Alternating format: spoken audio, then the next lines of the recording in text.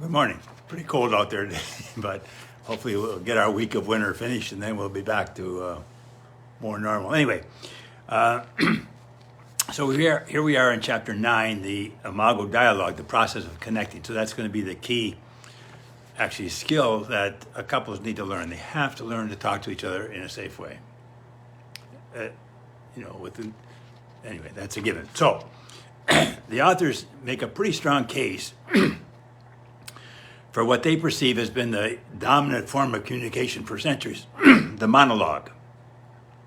For eons, monologue and its vertical structure have predominated not only intimate partnerships, but also in virtually every other kind of human relationship. King and subject, lord and servant, father and son, political leader and citizen, priest and penitent, physician and patient, teacher and student, boss and subordinate. You get it. The idea is vertical. By design, the vertical top-down hierarchical structure of monologue elevates the speaker's priorities over the listener's priorities. And this makes monologue incompatible with an egalitarian relationship, especially a romantic one, and from inefficient to oppressive in all relationships. So they spend a bit of time on that. Then they go on to say, whereas monologue is a remnant of the individual paradigm and the monarchical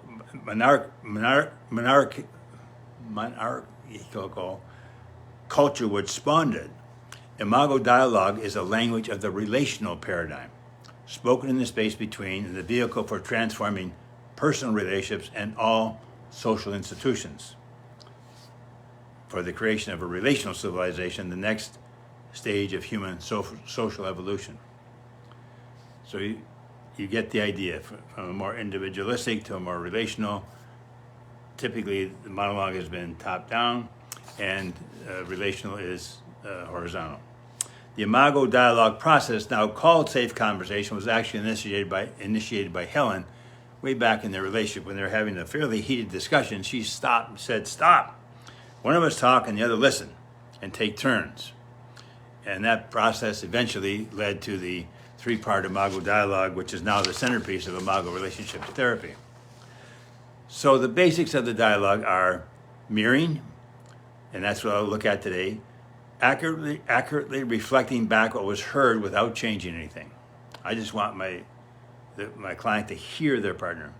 Then next week we'll look at validating, seeing the truth of another point of view while maintaining one's own.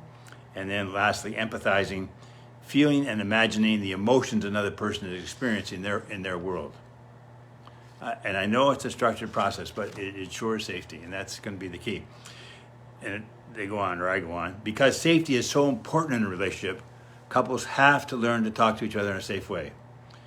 And the safe conversation process, that's what it's called now, the Imago Dialogue process, ensures safety because it takes things out of the power struggle.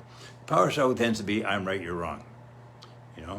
And the safe conversation process, one person's not right and the other wrong, even though there might be quite different points of view. You're just trying to understand what's going on over there for your partner.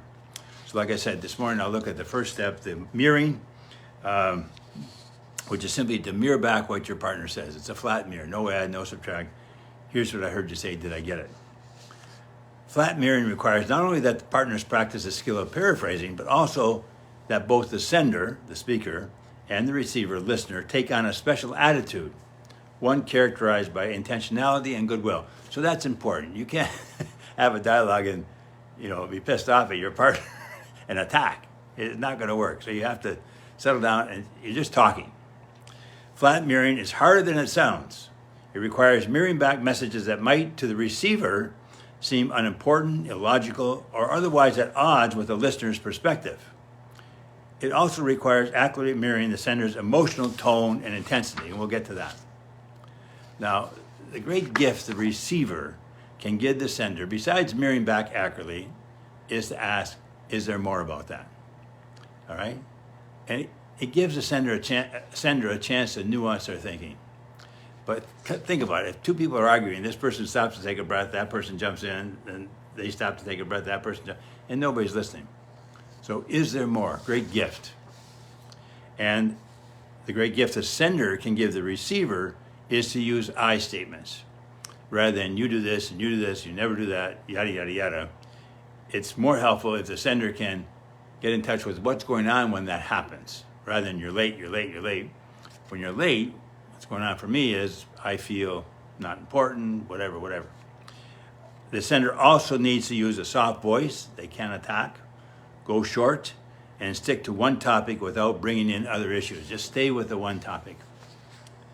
Although it may seem, they say, the authors, although it may seem simple, hearing and repeating back accurately without distortions or additions can be very challenging for partners. It's a muscle that is weak for most of us and can be mentally and emotionally demanding task. Remember, this is a training for quieting the inner mind, reactivity, in order to hear the pure voice of another without judgment. So I would characterize most relationships, certainly ours was before this, are unconscious, old brain, reactive. And we want to stop that reactivity and just listen to our partner. Given its power to transform the personal and the collective, Imago Dialogue is, in italics, the most important skill set a couple can possess. It's a language of conscious partnerships. And honest to God, it's for me, a relationship has to be safe.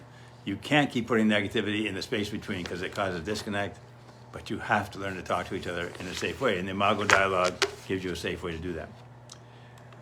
And so then they go on. Another discovery is that while a conversation is always about a topic, whether the conversation creates connection or polarization depends on the nuances in the verbal exchange, such as tone of voice, facial expression, soft or hard eyes, stiff or relaxed cheeks, not so much similar or different views about the topic.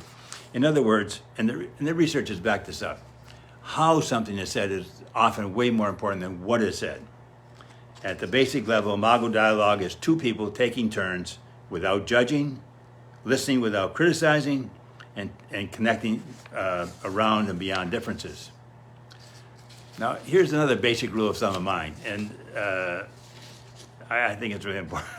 Another important one. I think they're all important, but you see how they all start to tie together. I tell couples, anything negative by appointment only. Anything negative by appointment only. Because think about it. If I don't know when a person's going to attack me or where the arrow is coming from, for sure I'm going to have my armor on. Hard to mint it when you're both clanking around in the same house with armor on. You know, when people say, well, what does that look like? Well, here I am at home. I can just hang out. 35 years, no arrows coming, not going to get zinged. Pretty nice. But if either Chris or I, hey, something came up, let's go for a coffee, we need to talk. We have the same tool, the same skill that I ask couples to do, the intentional dialogue, the Imago Dialogue. Like I say, it's not rocket science. But now, it has to be safe. The authors actually expand that notion to include conversations where they're sharing something simple, such as appreciation, or something more complex, such as a frustration, be by appointment only. You don't want to just attack your partner or catch them off guard. Give them an opportunity. You know, well, here's the point. For me, the advantage of asking for an appointment is that it gives me just a second to get intentional. I'm not going to react. If she says, hey, we need to talk, I know right away, okay, I don't want to attack, I just want to put my energy over there 100%, try to figure out, okay, what's going on for her? And know, too, that just because it's a good time for her to talk doesn't necessarily make it a good time for me. I might be busy about something or tired or upset or something, and that's okay. But then I have to say, all right, give me 15 minutes, or let's do it tomorrow morning, or let's do it on the weekend, and that's fine. But then, in 15 minutes or tomorrow morning or on the weekend, I need to go back to her and say, hey, look, I'm ready to hear what you have to say. Because otherwise she has to chase me, which isn't fair. But just because it's a good time for me to talk doesn't necessarily make it a good time for my partner. Okay? So I know it can be complex, but mirroring is the first step of the Imago Dialogue process, and next week we'll look at the validation, the idea that it makes sense. But the mirroring is simply a flat mirror. I just want to make sure I hear you, and then we'll go from there. Okay? Have a great week. Stay warm, and we'll see you next week.